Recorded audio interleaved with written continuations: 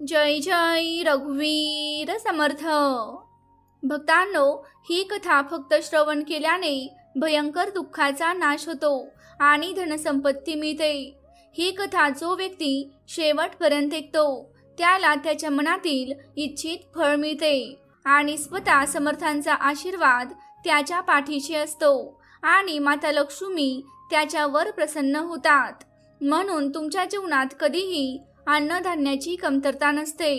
म्हणून ही कथा मध्ये सोडू नका, नाहीतर पाप लागते आणि इच्छित फळही मिळत नाही।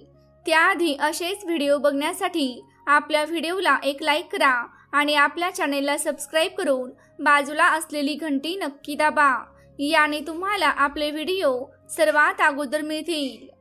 खूप वेळापूर्वी एक राजा होता। त्या राजाचं राज्य दूर दूरपर्यंत पसरलेलं होतं। त्या राजाला 6 राण्या होत्या। राजा खूप दयाळू आणि धार्मिक प्रवृत्तीचा होता। तो नेहमी आपल्या प्रजेसाठी काम करायचा। तो राज्यातील प्रजेला आपल्या मुलांसमान मानत असे। राज्याची प्रजा देखील आपल्या राजाला खूप प्रेम करायची। त्या राज्याच्या सीमा खूप दूर दूरपर्यंत पसरलेल्या होत्या। राजा आपल्या राज्यात प्रजेला कोणतंही दुःख जाणवू देत नव्हता। राजा सर्वांचा विचार करायचा, पण त्याला कोणतेही मूल नव्हते। राजाने एक एक करून 6 लग्न केली, पण अजूनपर्यंत कोणत्याही राणीकडून त्याला संतानाची प्राप्ती झाली नव्हती। राजा घरात पूजापाठ करत असे आणि राज्यातील सर्व मंदिरांमध्ये जाऊन पूजापाठ यज्ञ करवत असे आणि दानधर्म करत असे, पण तरीही राण्या माता बनू शकल्या नाहीत। जसजसा वेळ जात होता राजा अधिक निराश होऊ लागला आणि एक वेळ अशी आली की राजा खूप दुःखी होऊ लागला। राजाच्या दुःखाने राजाची प्रजा देखील दुःखी झाली होती। त्यांनाही राजासमान प्रजापालक आणि उत्तराधिकारी मिळवायचा होता, जो पूर्ण होत नव्हता। त्या राज्यातील लोक नेहमी ईश्वराकडे मनाने इच्छा करत आणि प्रार्थना करत की राजा यांच्या इथे कमीत कमी एक पुत्र होऊन जावा, जो त्यांच्या राज्याचा येणारा राजा बनेल। यासाठी त्यांची प्रजा देखील देवी देवतांची आराधना करत असे, देवी देवतांकडून मनोकामना मागत असे। राजाने खूप प्रयत्न केले, काहीही सोडले नाही। तो पीर, फकीर, साधू, संन्यासी सर्वांची सेवा करत असे, पण अजूनपर्यंत कोणाचाही आशीर्वाद राजा मिळवू शकला नाही। एक दिवस राजा जंगलात शिकार करण्यासाठी निघाला। शिकार करताना राजा एका हरिणाचा पाठलाग करत जंगलात खूप दूर गेला। हरिण त्याला मिळालं नाही। ते हरिण कुठंतरी गायब झालं होतं। राजा खूप वेळ हरणीला जंगलात इकडे तिकडे शोधत राहिला, पण हरिण त्याला काही दिसले नाही। खूप वेळ फिरत राहिल्यानंतर राजा पाण्याच्या तडफडत्या भासांमध्ये गेला होता। राजा आपल्या मार्गावरून थोडा भटकलेला होता, तरीही तो घोड्यावर बसून पुढे जात राहिला। 4ही दिशांना घनदाट जंगल होतं। अचानक त्याला कुठून तरी कलकल आवाज ऐकू आला। राजा विचार करू लागला की कदाचित इथे कुठेतरी झरणा आहे। झरणाचा आवाज ऐकून राजा त्या आवाजाच्या दिशेने चालू लागला। काही अंतर पुढे गेल्यावर राजाला झरणा दिसला। झरण्यावर राजा आपल्या घोड्यातून खाली उतरला आणि जसेच तो पाणी पिण्यासाठी गेला, अचानक त्याला तिथे एक आवाज ऐकू आला, तू कोण आहेस? तुला दिसत नाही का की मी इथे आंघोळ करत आहे? तू इथे कसा आला? राजा चकित होऊन मागे फिरला। खरोखरच आपल्या पाण्याच्या तडफडलेल्या भासांमुळे त्याला दिसले नव्हते की एक मुलगी झरण्यात आंघोळ करत आहे। त्याने लवकरच आपल्या डोळ्यांना दुसऱ्या दिशेने फिरवले आणि म्हणाला, मला खूप तहान लागली होती, म्हणून मी पाणी पिण्यासाठी आलो। मला क्षमा करा, मी तुम्हाला पाहिलं नाही। तुम्हाला त्रास होत असेल तर मी पाणी पिऊन लगेच इथून निघून जाईन। असो, मी तर मार्गात भटकलेलो आहे। तुम्ही कोण आहात आणि या घनदाट जंगलात एकटी कशा आहात? राजाच्या प्रश्नाचे उत्तर देत ती मुलगी म्हणाली, मी इथे जवळच्या गावात राहते। रोज इथे येते आणि या झऱ्यात आंघोळ करते। हा झरा आणि नदी जंगलाच्या मध्ये आहे, म्हणून इथे कधीच कोणी आलेलं नाही। मी तर निश्चिंतपणे आंघोळ करत होते। मला माहित नव्हतं की तुम्ही इथे येणार आहात। तुम्ही माझ्या बाजूने थांबून पाणी पिऊ शकता आणि थोडा वेळ तिथे थांबू शकता. थोड्या वेळाने मी तुम्हाला मार्ग दाखवते. राजा पाणी पिऊन तिथून थोडं अंतर गाठून एका झाडाच्या सावलीत थांबला. ती मुलगी जलद गतीने आंघोळ केल्यावर एका दगडाच्या आड जाऊन कपडे बदलू लागली. काही वेळातच ती तिथून बाहेर येऊन राजाच्या जवळ आली. ती म्हणाली, तुम्हाला अजून पाणी पिण्याची गरज आहे का? राजा म्हणाला, नाही नाही, पाणी तर मी पिलं आहे. आता तू मला तुझा परिचय दे आणि माझी मदत कर. ती मुलगी म्हणाली, मी माझ्या घरी घेऊन जाण्यासाठी काही फळं आणली आहेत. तुम्हाला भूक लागली असेल तर ती तुम्ही खाऊ शकता. तुम्हाला ते फळं खायचे असेल तर मी तुम्हाला देऊ शकते. असं म्हणत ती मुलगी राजाचं उत्तर ऐकायच्या आतच टोपल्यात बांधलेली फळं झऱ्याच्या पाण्यात धुवून खाण्यासाठी राजाकडे देऊ लागली. राजा सतत मंत्रमुग्ध होऊन तिला पाहत होता. राजा पाहतो की तिने खूप सलीकेने पानावर फळं ठेवली आहेत. राजा ती फळं मुलीकडून घेतो आणि विचारतो, तू खाणार नाहीस का? मुलगी म्हणाली, नाही, तुम्ही अतिथी आहात, तुम्ही खा. फळं खात असताना राजा म्हणाला, अजूनपर्यंत तुम्ही तुमच्याविषयी काहीच सांगितलं नाही. मला तुमच्याविषयी देखील जाणून घ्यायचं आहे. मुलगी म्हणाली, माझं नाव रूपा आहे. मी इथे जवळच्या गावात राहते. माझ्या गावाचं नाव कोटस आहे. माझ्या कुटुंबात फक्त माझी आई आहे. आम्ही जंगलातून फळं आणि लाकडं आणतो आणि त्याला विकून आमचं जीवन चालवतो. घराच्या जवळ थोडी जमीन आहे. त्यामध्ये आम्ही थोडं धान्य आणि भाज्या पिकवतो, ज्यामुळे आमचा खर्च चालतो. यावर ती मुलगी म्हणाली, मी तर माझ्याविषयी तुम्हाला सगळं सांगितलं. आता तुम्ही देखील तुमच्याविषयी मला काहीतरी सांगा. तुम्ही कोण आहात? राजाने एक क्षण विचार केला आणि नंतर म्हणाला, जेव्हा मी पुढच्या वेळी येईन तेव्हा सांगेन. यानंतर रूपाने राजाला मार्ग दाखवला. राजधानीत जाण्यापूर्वी राजा रूपाला म्हणाला, रूपा, तू हे तरी सांगितलं नाहीस की मी तुला पुन्हा कुठे भेटू शकतो? रूपा म्हणाली, तुम्हाला मला का भेटायचं आहे? राजा म्हणाला, फक्त तुझा चेहरा पाहून तुझ्याशी बोलायची इच्छा होते. यावर रूपा हसत म्हणाली, मी तुम्हाला सांगितलं होतं की मी रोज इथे येते. सकाळी लाकडं घेऊन आईला देते, नंतर फळं घेऊन जाते. त्यानंतर जेवण करून आम्ही भाजी आणि फळं विकायला बाजारात जातो. मी तुम्हाला रोज याच वेळी इथे भेटेन, किंवा तुम्ही हवे असल्यास तुम्ही माझ्या गावातही येऊ शकता. यानंतर राजा तिथून निघाला आणि आपल्या राजधानीत आला. पण राजा रूपावर मोहित झाला होता, त्यामुळे तो बेचैन होऊ लागला. त्याला बारकाईने रूपाशी भेटण्याची इच्छा होती. तो समजत नव्हता की 6 राण्या असूनही त्याचे हृदय रूपाकडे का आकर्षित होत आहे. जेव्हा सहन होणे कठीण झाले तेव्हा त्याने जंगलात घडलेल्या या सर्व गोष्टी आपल्या मंत्र्याला सांगितल्या. मंत्रीजींनी म्हटले, महाराज, तुम्हाला हवे असल्यास तुम्ही त्या मुलीशी विवाह का करत नाही? कदाचित तिच्यामुळे आपल्या राज्याला उत्तराधिकारी मिळेल. मंत्र्याचा हा सल्ला ऐकल्यानंतर दुसऱ्या दिवशी राजा आपल्या मंत्र्याला सोबत घेऊन रूपाशी भेटण्यासाठी निघाला. झऱ्याजवळ पोहोचून त्याने रूपाला आवाज दिला, पण रूपा तिथे नव्हती. अनेक वेळा आवाज दिल्यानंतर तो तिथेच थांबला. खूप वेळ वाट पाहिल्यानंतर त्याला रूपा दिसली नाही. त्यामुळे राजा मंत्र्याला बोलावून म्हणाला, आज रूपा दिसत नाही. मला वाटतं की ती आज आलेली नाही, किंवा आली आणि लगेच परत गेली असेल. पण तिनं सांगितलं होतं की ती रोज इथे येते, तर आता आलेली का नाही? मंत्रीजींनी म्हणले, महाराज, का नको आपण तिच्या गावात जाऊ? राजा म्हणाला, होय, हेच वाटतं आहे. रूपाच्या गावात जाण्याचा निश्चय करून दोघे तिच्या गावात पोहोचले आणि रूपाचं नाव घेऊन तिच्या घरापर्यंत पोहोचले. त्यांना पाहून गावकऱ्यांनी रूपाचं घर दाखवण्यासाठी त्यांच्यासोबत येण्यास सुरुवात केली. तिथे पोहोचल्यावर राजा बघतो की रूपाच्या झोपडीबाहेर कोणीच दिसत नाही. रूपा शांतपणे आपल्या झोपडीमध्ये बसलेली होती. राजा आवाज देऊन म्हणाला, रूपा, तू काय करत आहेस? बाहेर ये, बघ, मी तुला भेटायला आलो आहे.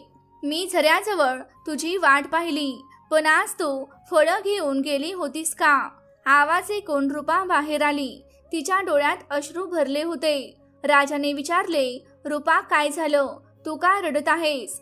आसपासच्या गावकऱ्यांमधून एकाने सांगितले, की राजन, तिच्याजवळ फक्त एकच आई होती आणि तीही गेली.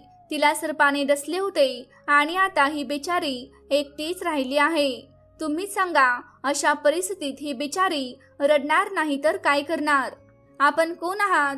मंत्रीजींनी राजाचा परिचय दिला आणि मंत्रीची बातमी ऐकून संपूर्ण गावात खळबळ माजली.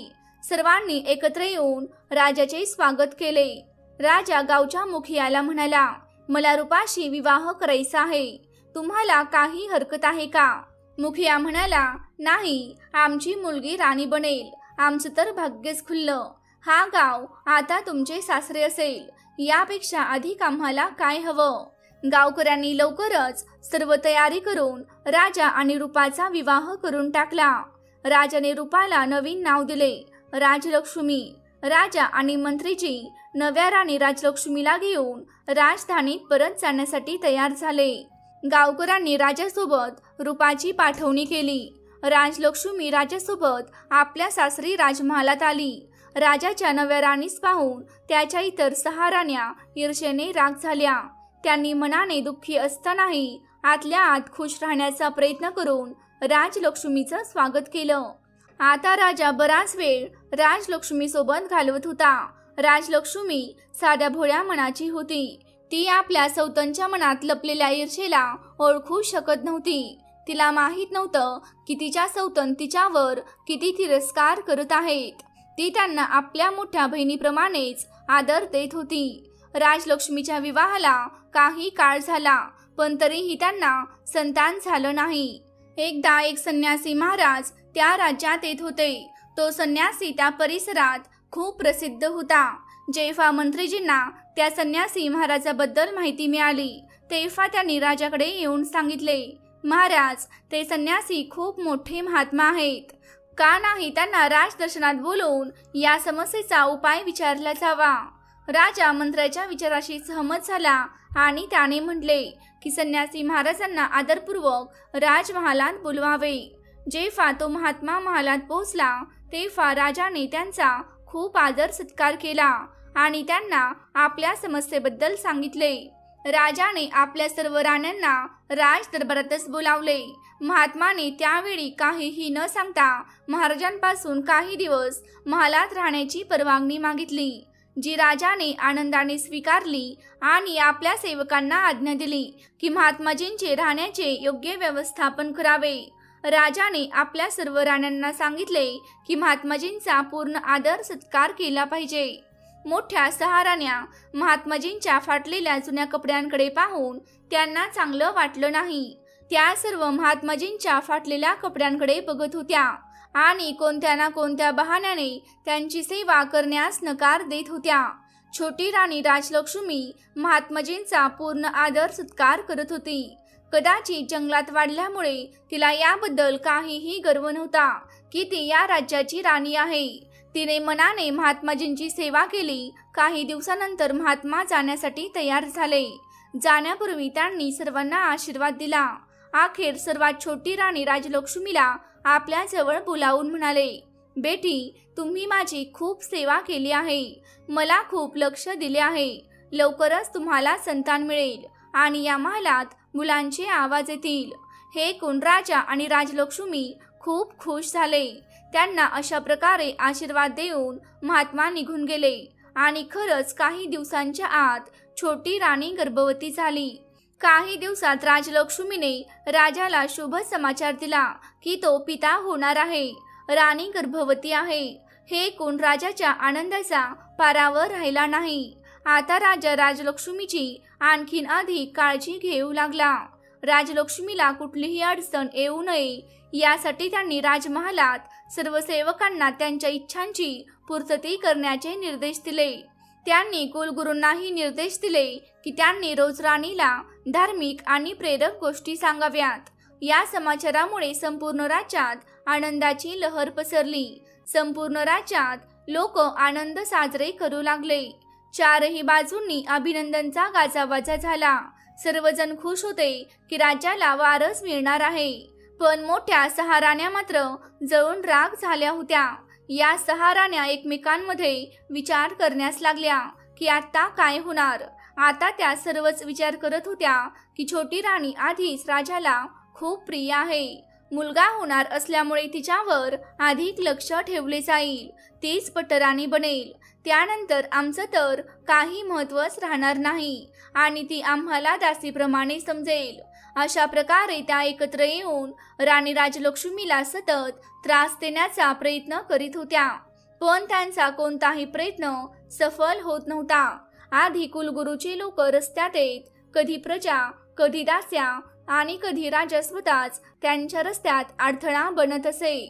अशा प्रकारे वेळ जात होता आणि राणीच्या गर्भावस्थेचा काळही जवळजवळ पूर्ण होऊ लागला. त्यावेळी अचानक राज्याच्या सीमेवर बंडखोरांनी विद्रोह केला.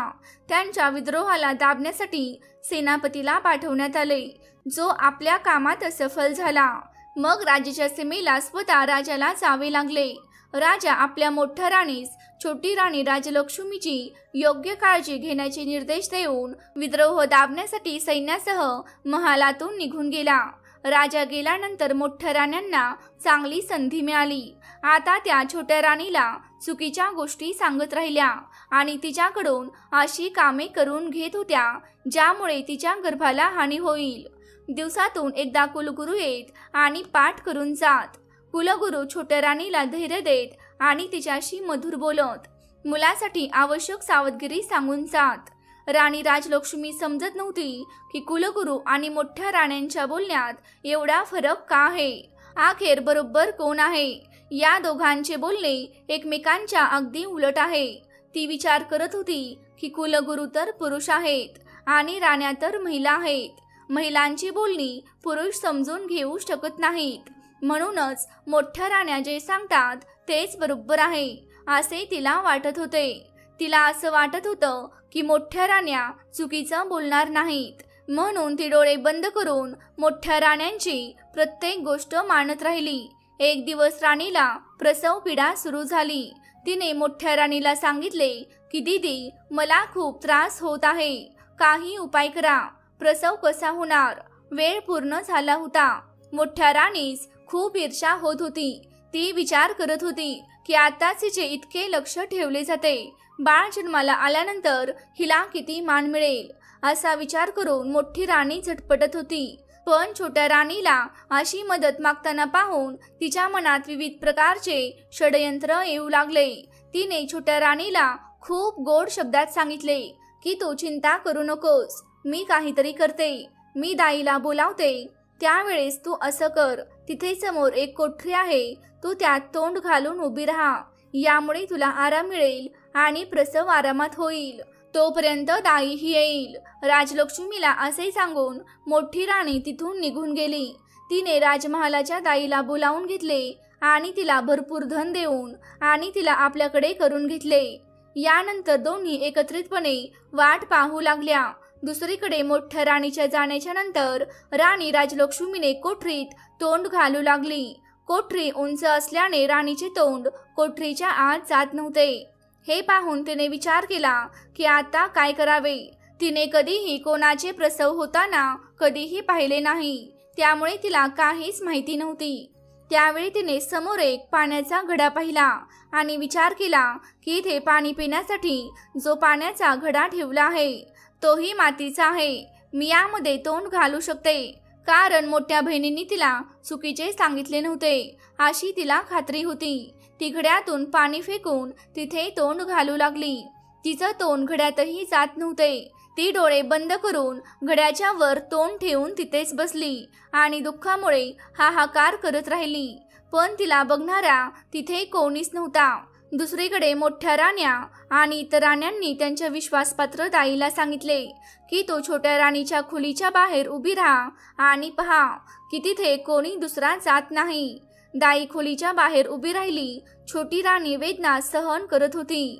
देवाची कृपा झाली की छोट्या राणीने एक एक करून 7 मुलांना जन्म दिले. त्यात 6 मुले आणि 1 मुलगी जन्माला आली. खूप जास्त वेदना झाल्यामुळे राणी बेहोश झाली आणि घड्याजवळ पडली. हे पाहून दाईने त्वरित मोठ्या राणीला बोलावले आणि सर्व मुलांना त्यांच्या समोर दाखवले. मोठ्या राणीसोबत सर्व छोट्या राण्या देखील तिथे आल्या. त्यांना हे पाहून आश्चर्यचकित वाटत होते की छोट्या राणीने एकाच वेळी 7 मुलांना जन्म दिला आहे आणि सर्वच मुलं निरोगी आणि तंदुरुस्त आहेत. त्यांनी त्या दाईला सांगितले की तू जलदपणे जा आणि काही वीट आणि दगडांचे तुकडे घेऊन ये. दाई जलदपणे वीट आणि दगडांचे तुकडे घेऊन आली. त्यानंतर मोठ्या राणीनं दाईला सांगितलं, तू येथे या सर्व मुलांना घेऊन जा आणि जंगलात जाऊन त्यांना मारून जमिनीत गाड. आम्ही तुला सोने आणि चांदीच्या नाण्यांचे जे वचन दिले आहे ते तुला लवकरच मिळेल. दाई खूप खुश झाली आणि ती सर्व मुलांना घेऊन तिथून निघून गेली. तिच्या निघाल्यावर सर्व राण्यांनी मिळून तिथून मुलांच्या अस्तित्वाचे सर्व चिन्हे साफ केले. मुलांच्या जागी त्यांनी तिथे वीट आणि दगडाचे तुकडे ठेवले. घडा मोडून त्याचे तुकडे तिथे सोडले आणि नंतर सर्व राण्या त्यांच्या खोलीत गेल्या.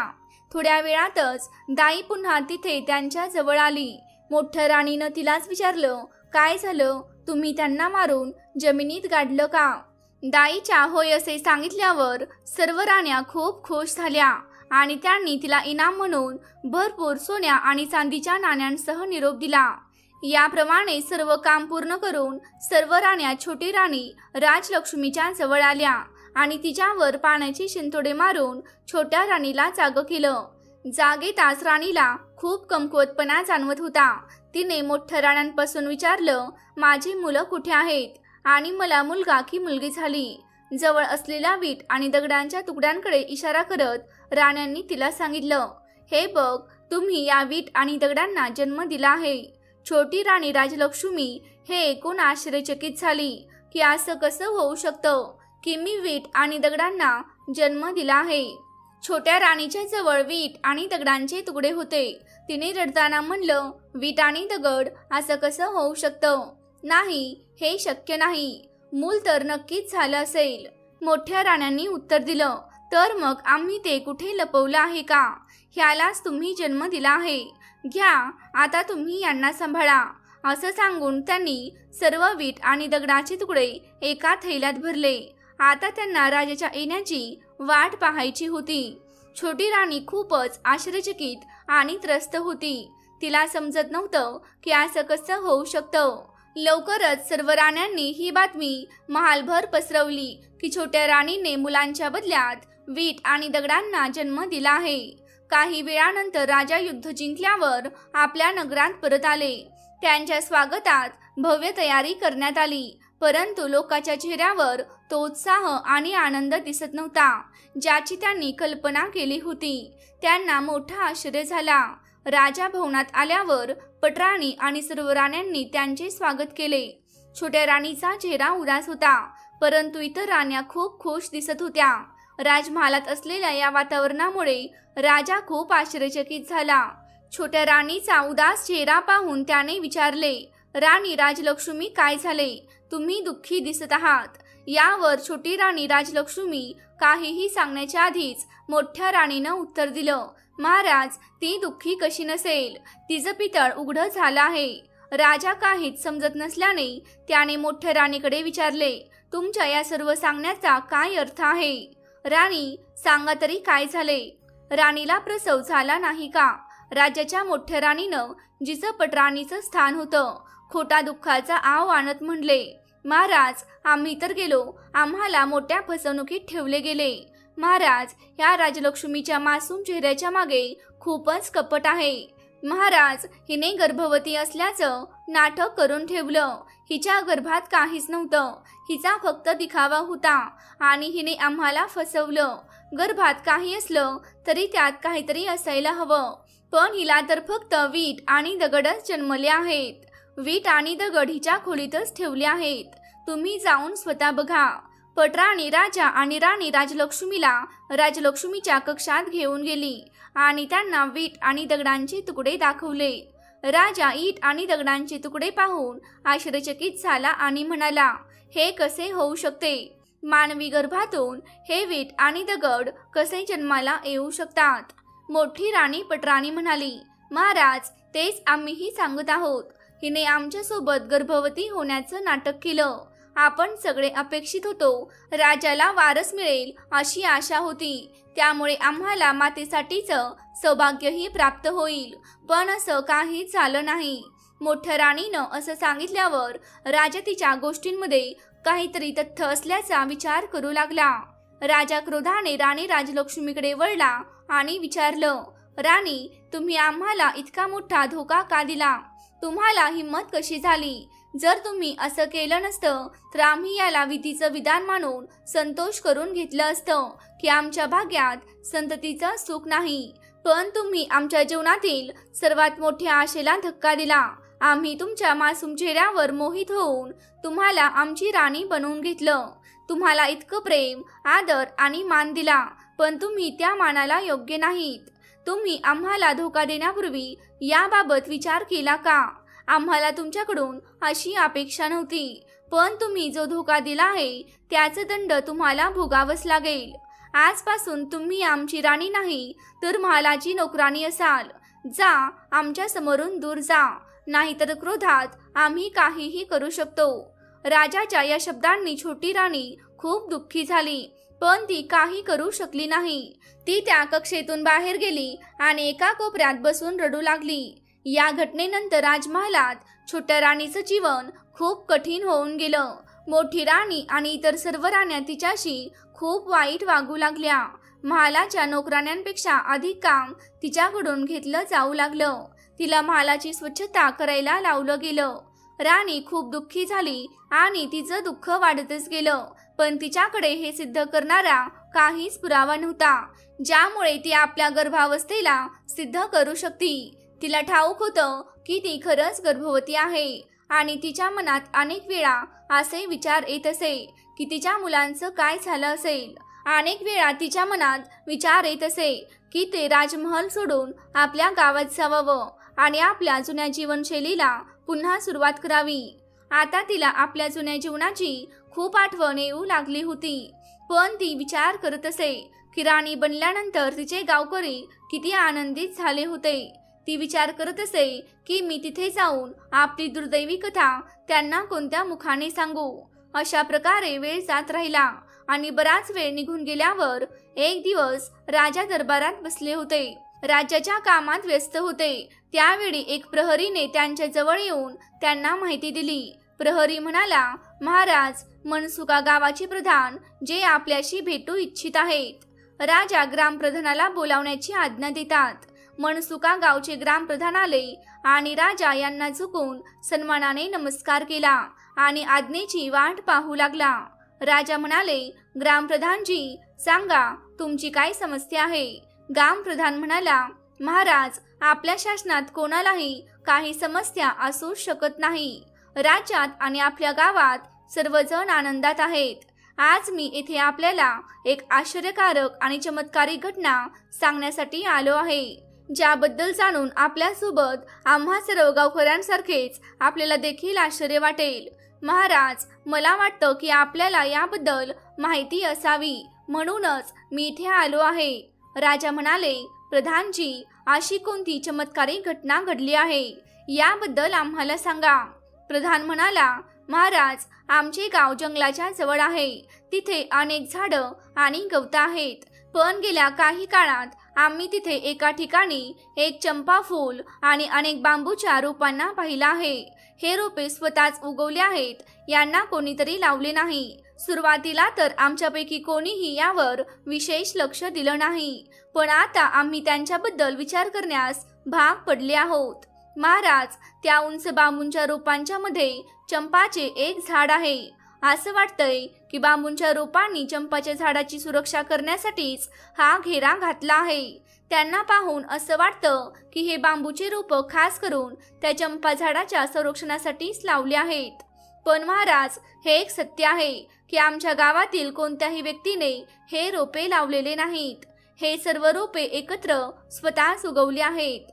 महाराज, याहून देखील मोठी आश्चर्याची गोष्ट म्हणजेच हे चंपाचे झाड फुलांनी भरलेलं आहे, परंतु कुणाच्या तोडण्याने याची फुलं तुटत नाहीत.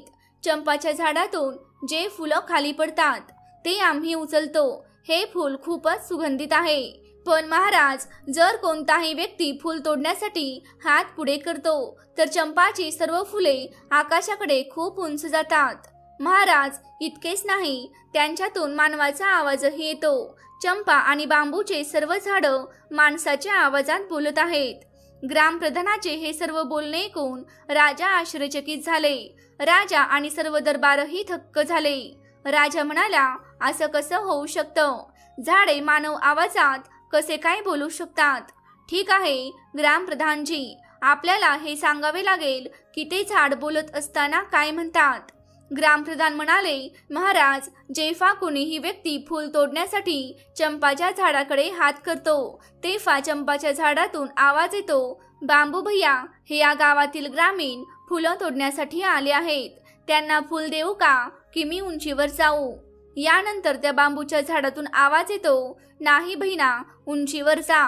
यानंतर चंपाचे झाड इतके उंच होते की कुणीही त्यापर्यंत पोहोचू शकत नाही. लांब लांब काठीनेही चंपाच्या फुलापर्यंत पोहोचणे शक्य होत नाही. पण दररोज सकाळच्या वेळी चंपाची फुलं जमिनीवर विखुरलेले मिळतात, जे खूपच सुगंधित असतात. महाराज, आश्चर्याची गोष्ट म्हणजेच सर्व ग्रामीणांनी फुलं तोडण्याचा खूपच प्रयत्न केला, पण आजपर्यंत एकही फूल आपल्या हातांनी तोडलेलं नाही. इथपर्यंत की प्रत्येक प्रवाशांनी आणि आसपासच्या अनेक गावांच्या गावकऱ्यांनीही खूपच प्रयत्न केले, पण कुणीही एकही फूल तोडू शकले नाही. सर्व असफल झाले. महाराज, आता सर्वांनी त्या चंपाच्या झाडाला आकाश चंपाच्या नावाने बोलायला सुरुवात केली आहे. राजाने ग्रामप्रधानाचे हे सर्व बोलणे ऐकून थक्क होऊन मंत्रींना आदेश दिला, मंत्रीजी, आपण स्वतः जाऊन पहा त्या प्रकारची झाडं कोणती आहेत आणि याबद्दल आम्हाला संपूर्ण माहिती द्या. मंत्रीजी म्हणाले, जी महाराज, मी स्वतः जाऊन पाहतो. मंत्रीजी लगेच ग्रामप्रधानासोबत दरबाराबाहेर निघाले. राजा आणि सर्व दरबारी आश्चर्यचकित झाले. हे सर्व पाहून आणि ऐकून त्यांना कळत नव्हते की शेवटी सत्य काय आहे. मंत्री तिथून गेल्यानंतर राजा हाही विचार करून आपल्या राज्याच्या कामात व्यस्त झाले की मंत्रीजी गेले आहेत, ते सर्व काही माहिती घेऊन येतील. राजमहालातून बाहेर निघाल्यावर मंत्रीजी ग्रामप्रधानजीसह त्या झाडाजवळ पोहोचले तर सर्व ग्रामीणही तिथे जमा झाले होते. सकाळची वेळ होती. मंत्रीजी, ग्रामप्रधान आणि गावातील लोक आकाश चंपाच्या झाडाजवळ पोहोचले होते. तिथे पोहोचताच चंपाच्या फुलांचा सुगंध त्यांच्या नाकात प्रवेश करून गेला आणि चंपाच्या सुगंधाने ते संमोहित झाले. चंपाच्या झाडाजवळ पोहोचून मंत्रीजीने पाहिले की ग्रामप्रधानाने सांगितल्याप्रमाणे तिथे एक चंपाचं झाड होतं आणि अनेक बांबूंचे झाड होते. चंपाचा पौधा अगदी मध्यभागी होता आणि बांबूंचे पौधे त्याची सुरक्षा करण्यासाठी आजूबाजूने उभे होते. चंपाच्या डाळ्या सामान्य उंचीवर होत्या. ते मंत्रीजी आरामात आपल्या हाताने पकडून स्पर्श करू शकत होते आणि फुलंही तोडू शकत होते. चंपाची फुलं मंत्रीजींच्या हाताच्या पोहोचण्याच्या मर्यादित होत्या.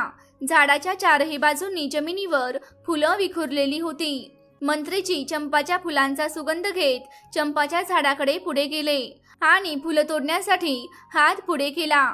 तेव्हाच ते उपस्थिती सर्वांना चंपाच्या झाडातून एक मानव आवाज ऐकू आला, ज्यामुळे मंत्रीजींचा हात थांबला. ते आश्चर्यचकित झाले, कारण त्यांना दिसले की आवाज चंपाच्या झाडातून आला होता. चंपाच्या झाडातून आवाज आला, हे बांबू भैया, हो बहना चंपा. हा आवाज बांबूमध्ये आला. त्यानंतर चंपाच्या झाडातून आवाज आला, आमचे मंत्रीजी फुलं तोडण्यासाठी आले आहेत. काय मी उंचावू की अशीच राहू? आवाज स्पष्टपणे ऐकू येत होता.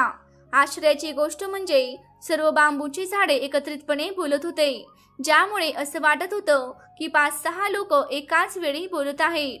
त्या आवाजांना ऐकून मंत्रीजी आश्चर्यचकित झाले. असं वाटत होतं की त्यांच्या हातांसोबतच त्यांचं मस्तिष्कही बाधित झालं आहे. जेव्हा ते या आवाजांना ऐकत होते तेव्हा ते म्हणत होते, नाही बहना चंपा, उंचावू नको. हे तेच मंत्रीचे आहेत ज्यांच्यावर आमच्या आईची जबाबदारी होती, पण त्यांनी त्यांच्या जबाबदारीला पूर्णपणे पार केले नाही. त्यामुळे त्यांच्यासमोर झुकता येणार नाही. एकही फूल त्यांना स्पर्श करू द्यायचं नाही. त्यामुळे बहन चंपा आकाशात उंचावली आणि आश्चर्याची गोष्ट म्हणजे चंपाच्या सर्व डाळ्या इतक्या उंच झाल्या की आता मंत्रीजी त्या फुलांना कोणत्याही प्रकारे स्पर्श करू शकत नव्हते. मंत्रीजीने चंपाची फुलं तोडण्याचा खूपच प्रयत्न केला, पण खूप प्रयत्नानंतरही ते एकही फूल तोडू शकले नाहीत. बांबूच्या झाडातून आता जो आवाज येत होता तो मंत्रीजीला म्हणत होता, जा मंत्रीजी, आपल्या राजकार्याचे संचालन करा. तुम्ही कुणाची जबाबदारी घेण्यास योग्य नाही. मंत्रीजी, तुम्ही तुमची जबाबदारी पूर्णपणे निभावत नाही. तुम्ही एकदाही हे पाहण्याचा प्रयत्न केला नाही की आमच्या आई राणी राजलक्ष्मी गर्भावस्थेच्या अंतिम काळात कशा होत्या आणि त्यांचा प्रसव कसा होईल. अशा कठीण वेळी त्यांना काय समस्या येऊ शकते. म्हणून आता तुम्ही इथून जा, कारण आमच्या दृष्टीनुसार तुम्ही अपराध केला आहे. त्यांच्या या बोलण्यावर मंत्रीजी आश्चर्यचकित झाले. एका बाजूला त्यांना आश्चर्य वाटत होते की हे झाडे माणसाच्या आवाजात कसे काय बोलत आहेत, तर दुसऱ्या बाजूला ते याचाही विचार करत होते की त्यांनी राणी राजलक्ष्मीला दिवसभरात फक्त एकदाच पाहिले होते. ही गोष्ट खरी होती, पण त्यांना हे समजत नव्हते की झाडांना हे कसे माहिती आहे. आणि ते आत्मग्लानीने भरले होते, कारण त्यांना गर्भावस्थेच्या अंतिम काळात राणीची देखभाल आणि प्रसव त्यांच्या देखरेखीमध्ये करायला हवे होते. आता त्यांना हे जाणवले की त्यांनी त्यांच्या जबाबदारीचे योग्य पालन केले नाही. आता ते विचार करण्यास भाग पडले की राणी राजलक्ष्मीच्या बाबतीत काही मोठं षडयंत्र झालं आहे का. काहीतरी असे आहे जे त्यांना माहीत नाही. शेवटी असं काय आहे? त्यांनी झाडांशी विचारले, तुम्हीच आम्हाला सांगा, आम्ही काय चूक केली आहे आणि आमच्याद्वारे झालेल्या त्या चुकांचे काय प्रायश्चित होऊ शकते, जेणेकरून आमची चूक सुधारता येईल. परंतु त्यानंतर त्या झाडांमध्ये कोणताही आवाज आला नाही. मंत्रीजी झाडांशी बोलण्याचा वारंवार प्रयत्न करत राहिले. त्यांनी झाडांना अनेक प्रकारचे प्रश्न विचारले, पण त्यांना झाडांकडून कोणतेही उत्तर मिळाले नाही. आणि आता झाडांकडून कोणताही आवाज ऐकू आला नाही. पण चंपांच्या डाळ्या अजूनही उंचीवर होत्या, त्यामुळे मंत्रीजी खूपच चिंतित झाले. मंत्रीजींना त्यांच्या प्रश्नाचे उत्तरं मिळाली नाहीत. निराश होऊन मंत्रीजींनी तिथून परत जाण्याचे ठरवले. तिथून परत जाताना त्यांनी गावकऱ्यांना सांगितले, मी ही गोष्ट महाराजांना नक्कीच सांगणार आहे आणि मला पूर्ण विश्वास आहे की माझी गोष्ट ऐकून महाराज या रहस्याचा शोध घेण्यासाठी इथे नक्कीच येतील. नंतर मंत्रीजी तिथून त्यांच्या राजधानीत परत आले. राजमहालामध्ये परत येऊन त्यांनी महाराजांना सर्व गोष्टी सांगितल्या आणि म्हणाले, महाराज, मला वाटते की राजमहालात काही षडयंत्र नक्कीच झालं आहे. आता मला माझ्यावर खूपच राग होत आहे. मला असं वाटतं की मी राणी राजलक्ष्मीची पूर्ण काळजी घेऊ शकलो नाही. आज मला त्या झाडांच्या गोष्टी ऐकून असं वाटत आहे की काहीतरी असं घडलं आहे जे आम्हाला माहीत नाही. याबद्दल मी माझ्या बाजूने जाणून घेण्याचा पूर्ण प्रयत्न केला, पण त्यांनी मला काहीही माहिती दिली नाही. त्यामुळे महाराज, माझी आपल्याकडे एक विनंती आहे की आपण एकदा तिथे नक्कीच जाऊन पहा.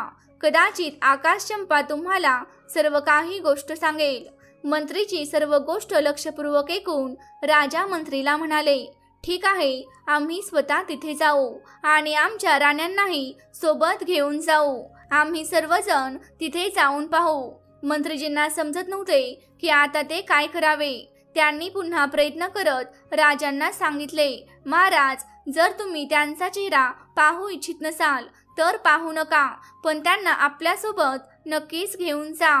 कारण महाराज, मला वाटते की राजमहालात काही षडयंत्र झाले आहे आणि त्याचा आम्हाला काहीच थांग लागत नाही. महाराज, मला दुःख आहे की चुकीने मीही या षडयंत्रात सामील झालो आहे. म्हणूनच चंपा आणि बांबूंनी मला जबाबदारीनं निभवणारा माणूस असे म्हणले होते. म्हणूनच महाराज, आपण माझा इतका सल्ला ऐकून माझ्यावर उपकार करा. कदाचित यामुळे तरी मला माझ्या चुकांची सुधारणा करण्याची संधी मिळेल आणि माझ्या चुकीच्या पापांचे प्रायश्चित्त होईल.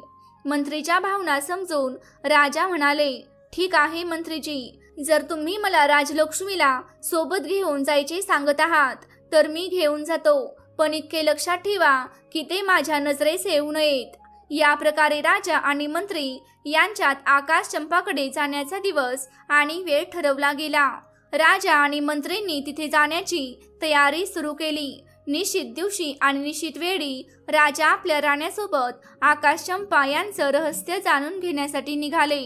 आगामी रथात स्वतः राजा, त्यांच्या पटराणी आणि मागे 5 राण्यांच्या पालख्यांसह होते. त्यांच्याबरोबर अनेक प्रमुख सभा सदस्यही जात होते. राजा यांच्या आदेशानुसार छोटी राणी राजलक्ष्मी दास यांसह जाणार होती, पण मंत्रीजींनी त्यांच्या जाण्याची व्यवस्था आपल्या कुटुंबासोबत केली होती आणि पूर्ण मानसन्मानासह एका पालखीत आपल्या कुटुंबियासोबत त्यांची यात्रा सुनिश्चित केली. मंत्रीजींना कुठेतरी आपल्यावर गर्विष्ठता वाटत होती की त्यांनी गर्भावस्थेत राणीची पूर्ण काळजी घेतली नाही आणि राणीच्या प्रसवाची योग्य व्यवस्था केली नाही. त्यांना पूर्ण विश्वास होता की राणीने राजा यांना धोका दिला नाही तर त्यांच्यासोबत छळ झाला आहे. प्रसव नक्कीच झाला आहे, पण यासोबतच छोटी राणी राजमहालात काही गूढ षडयंत्राची शिकार झाली आहे. राजाचा काफिला गावाकडे निघाला आणि गावाजवळ येऊन थांबला. वनाच्या बाहेर गावाच्या सीमेला पडाव टाकला. गावातील ग्रामीण राजकुटुंबाच्या स्वागतासाठी जमले. पुढील दिवस प्रातकाळ हा काफिला आकाशचंपाजवळ पोहोचला आणि सर्वजण त्यांच्या चारही बाजूने घेरा घालून बसले. आजही आकाशचंपाचे फूल जमिनीवर विखुरले होते आणि त्यातून निघणारी मनमोहक सुगंधित हवा संपूर्ण वातावरणाला सुगंधित करत होती. चंपाच्या सुगंधाने तिथे उपस्थित सर्व लोक उत्साहित झाले होते. आता राजा आकाशचंपाच्या रहस्याला जाणून घेण्यासाठी उत्सुक होते.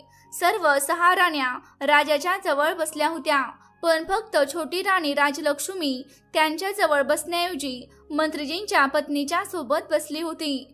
तेव्हा पटराणी महाराजांना म्हणाली, महाराज, आपली आज्ञा असेल तर मी काही फुले घेऊ का? राजा म्हणाले, होय राणी, का नाही, तुम्ही नक्कीच फुलं तोडा. तेव्हा दुसरी राणी म्हणाली, महाराज, मला पण फुलं तोडण्याची खूप इच्छा आहे. यांचा सुगंध इतका चांगला आहे की मी स्वतःला थांबवू शकत नाही. तुम्ही आदेश द्या तर मी पण काही फुलं घेईन. तेव्हा तिसरी राणी ही विनंती करू लागली. राजा पाहत होते की सर्व राण्या फुलं तोडण्यासाठी खूप उत्साहित आहेत, त्यामुळे त्यांनी सर्वांना आज्ञा देण्याचे ठरवले. पण राजाने नेहमीप्रमाणे पहिल्या क्रमांकाच्या राणीस फुलं तोडण्याचा निर्देश दिला.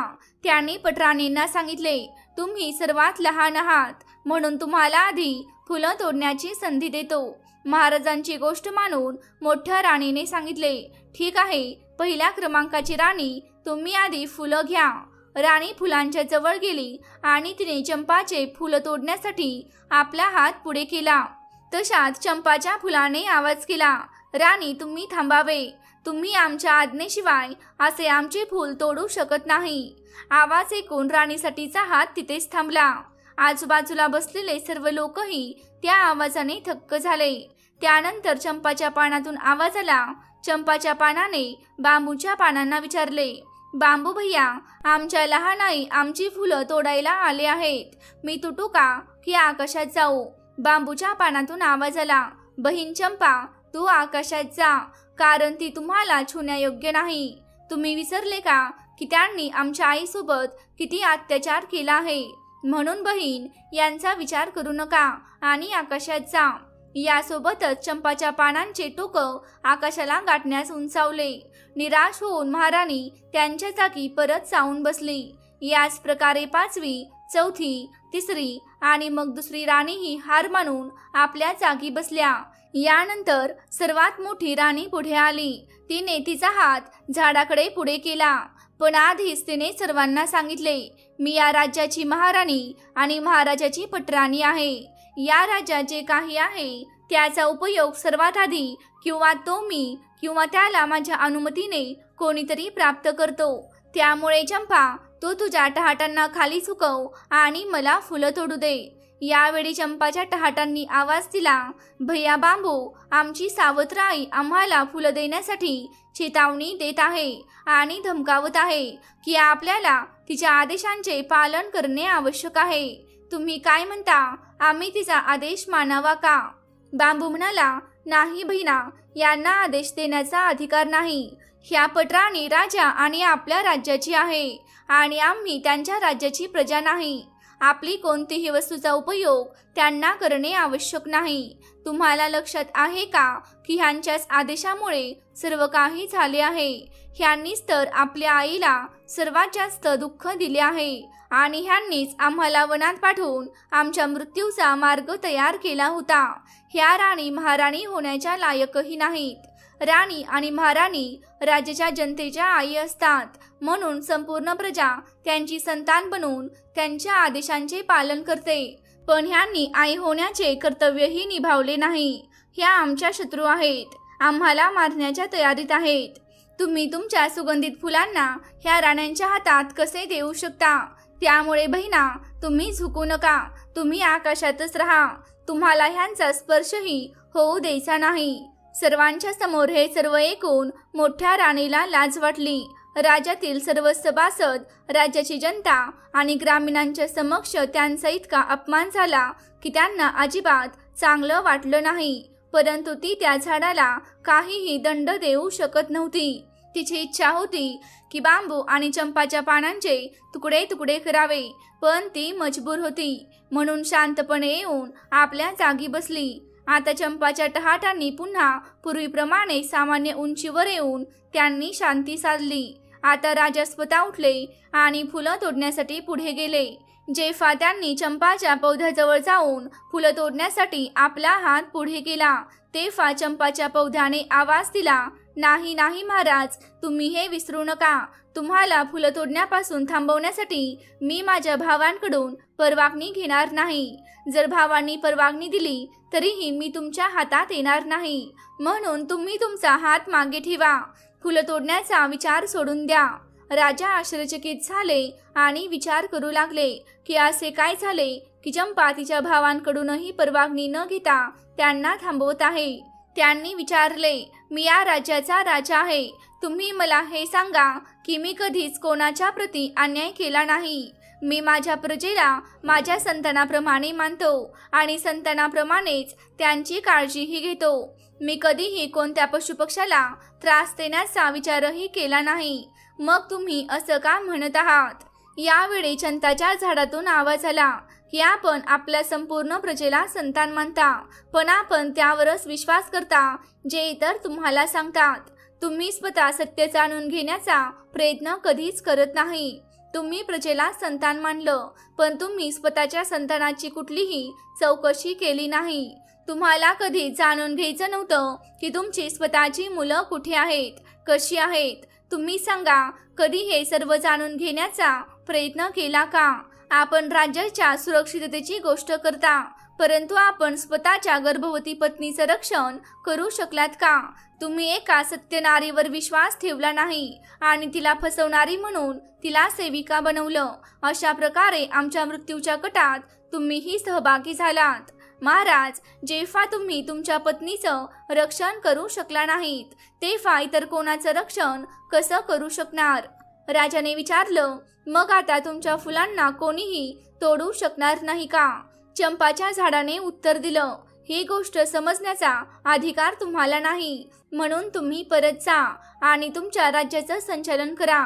युद्ध लढा. तुमची प्रजा तुमची संतान आहे, पण त्या प्रजेला सांभाळण्याच्या कारणास्तव तुम्ही तुमच्या स्वतःच्या संततीच्या रक्षणाचा विचार देखील केला नाही. त्यामुळे तुम्ही इथून निघा. राजाकडे उत्तर देण्यासाठी शब्दच उरले नाहीत, म्हणून तो परत जाऊन शांतपणे जागी बसला. मग मंत्री म्हणाले, महाराज, आता जर आज्ञा असेल तर आम्ही छोटी राणी राजलक्ष्मीला एकदा फुलं तोडण्यासाठी झाडाजवळ पाठवू का? राजाने काही बोलायच्या आधीच पटराणी म्हणाली, मंत्रीजी, जे फूल महाराजांच्या हातांनी तोडता आलं नाही ते या फसवणूक करणारीच्या हातून कसं तोडलं जाईल? मंत्रीजींनी प्रश्नार्थक नजरेने राजाकडे पाहिलं. चंपा झाडासोबत झालेल्या संवादामुळे राजाच्या मनातही शंका निर्माण झाली होती. त्यांच्या मनात विचार आला की राणी राजलक्ष्मी बरोबर खरंच काही कटकारस्थान तर झालं नाही ना? त्याने आपली शंका दूर करण्याचं ठरवलं आणि मंत्रीजींना परवानगी दिली. राजा म्हणाला, ठीक आहे मंत्रीजी, तुम्ही राणी राजलक्ष्मीला चंपा झाडाजवळ घेऊन जा. मग मंत्री राणी राजलक्ष्मीला फुलं तोडण्यासाठी सांगतात. राणी उठते आणि पाहते की चंपा झाडाच्या फांद्या आकाशात खूप उंच आहेत. हे पाहून ती म्हणते, मंत्रीजी, माझे हात इतक्या उंचीपर्यंत कसे पोहोचणार? मंत्रीजीने सांगितले, राणीजी, आपण एकदा तिथे जाऊन तर बघा. आपल्यापूर्वी कित्येक लोकांनी प्रयत्न केले आहेत. याची लोक फुलं तोडू शकले नाहीत. थोडक्यात आपण पाहिले की महाराजही फुलं तोडू शकले नाहीत. त्यामुळे आपण घाबरू नका. जर आपल्याला देखील फुलं तोडता आले नाही तर काय झाले, त्याला सोडून द्या. पण आपण चला तरी. मंत्रीजींच्या या समजावणीवर राणीने हिम्मत करून चंपाच्या झाडाजवळ जाताना आपल्या हाताने चंपाच्या तानेला स्पर्श केला आणि त्याला प्रेमाने हलकेसे पाहून घेतले. राणीला असे वाटले की त्या स्पर्शाने तिला आनंद मिळत आहे. असीम आनंद अनुभवता येत आहे. ती झाडाला सहलत होती. चंपाने आवाज दिला, हे भैया बांबू. आवाज तिचा रुंद झाला. बांबूने उत्तर दिले, बहन चंपा, तू का रडत आहेस? चंपा म्हणाली, आपली आई फुलं घेण्यासाठी आली आहे. तिने मला खूप प्रेमाने स्पर्श केला आहे. तिचा प्रथम कोमल स्पर्श मिळून मी आनंदित झाले आहे. त्यामुळे माझे हृदय भावुक झाले आहे आणि आज मी द्रवित झाले आहे. तुम्ही मला आदेश द्या की आता मला काय करायला हवे. मला तर इच्छा आहे की मी माझ्या आईच्या चरणांमध्ये माझी सारे फुलं समर्पित करावे. यावर सर्व बांबूंच्या झाडांनी एकत्रित आवाज दिला, होय बहिणा चंपा, तुम्ही अगदी बरोबर आहात. तुमचं हृदय जे सांगत आहे तेच तुम्ही करा. आईच्या चरणांमध्ये स्वर्ग आहे. आईच्या चरणांचा स्पर्श करा. या आवाजासोबतच सर्वांनी आश्चर्यचकित होऊन पाहिले की सर्व टहाणांनी झुकून राणीच्या चरणांना स्पर्श केला आणि राणी राजलक्ष्मीच्या चरणाकडे चंपाच्या फुलांची वर्षा होत आहे. राणी राजलक्ष्मीचे डोके ते पायापर्यंत चंपाच्या पुष्पांनी भरले होते आणि राणी अश्रू वाहत चंपाच्या टहाटांना आपल्या हातांनी पकडून कुरवाळत होती. राणी राजलक्ष्मीच्या डोळ्यांतून अश्रू वाहत होते. हे पाहून सर्व राज्य कर्मचारी, सभासद आणि ग्रामीण भावुक झाले. सर्वांच्या डोळ्यातून अश्रू आले. राजाने उठून त्या झाडांना विचारले, तुम्ही हे सांगा की तुम्ही कोण आहात? तुम्ही देव आहात, किन्नर आहात की दुसऱ्या लोकाची प्राणी आहात? तुम्ही कोणालाही तुमच्या फुलांना स्पर्श करू दिले नाही, परंतु आता छोट्या राणीच्या हातांमध्ये त्यांच्यावर पुष्पवर्षा करत आहात. याचा काय अर्थ आहे? यामागे काय कारण आहे? मला याबद्दल विस्ताराने सांगा. यावेळी चंपाने उत्तर दिले, राजन, मी आणि हे 6 बांबू तुमची आणि छोट्या राणीची संताने आहोत. आम्ही 7 भाऊ बहिणींनी एकाच वेळी जन्म घेतला. मी सर्वात छोटी बहीण आहे. आमच्या जन्माच्या वेळी आमच्या आईला प्रसवाच्या वेळी खूप पीडा झाली होती. आमच्या आईने तुमच्या पटराणी आणि या राज्याच्या महाराणीला मदतीसाठी विनंती केली होती. तर पटराणीने आमच्या आईला कोठीमध्ये तोंड घालून उभं राहण्यास सांगितलं होतं. ती कोठी खूप उंच होती. उंचीमुळे माझ्या आईने जे पाणी पिण्यासाठीची मडके होती त्यात आपलं डोकं ठेवण्याचा प्रयत्न केला, परंतु त्या मडक्याचे मुखही छोटं असल्यामुळे तिचं डोकं आत जात नव्हतं. पण तिने मडक्याच्या वर डोकं ठेवून दुखण्याचा त्रास सहन करत राहिली.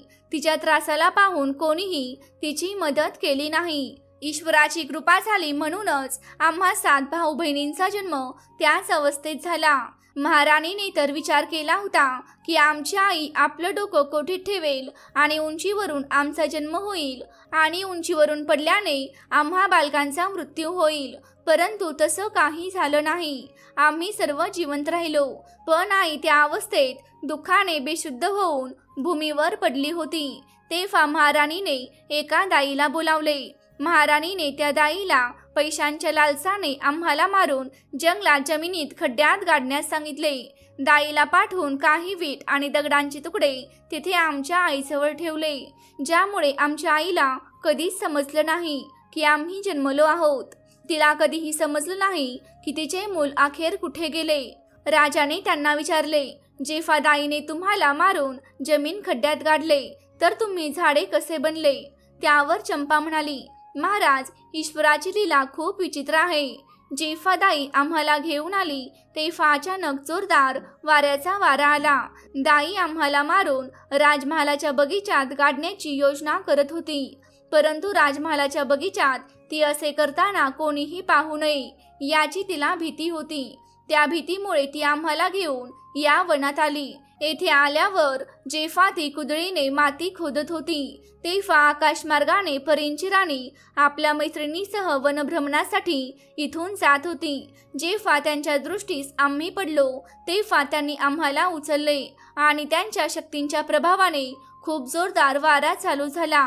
दाई आम्हाला शोधत राहिली. आम्ही तिला सापडलो नाहीत.